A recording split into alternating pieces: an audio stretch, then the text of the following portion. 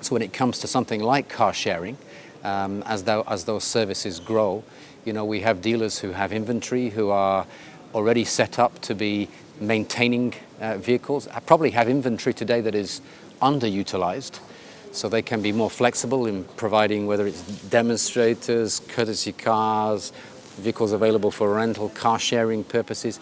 It's a sort of natural extension of today's business. Today, the value chain is okay. There's a profit in the initial vehicle sale, and then there's profitability in service and maintaining the vehicles today. Of course, as the cars become electrified, some of those service and maintenance profits may become less because the vehicles have less parts, less complex, no oil, less brake wear, regenerative systems, all these sort of things. So there are some areas of the business model that are going to contribute less in the future, and there are new areas of the business that are going to replace those revenue streams.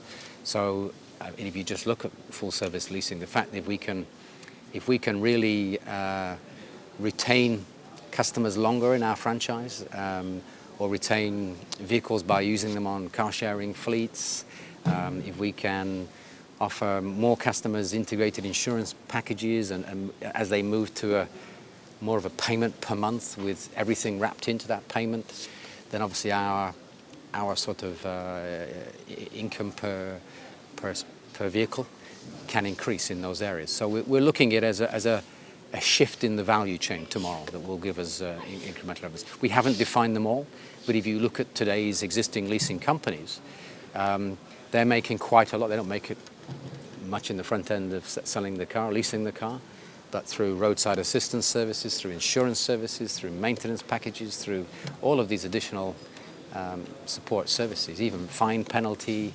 services. I mean, there's a whole list that they can monetize, and we need to be better at doing that ourselves.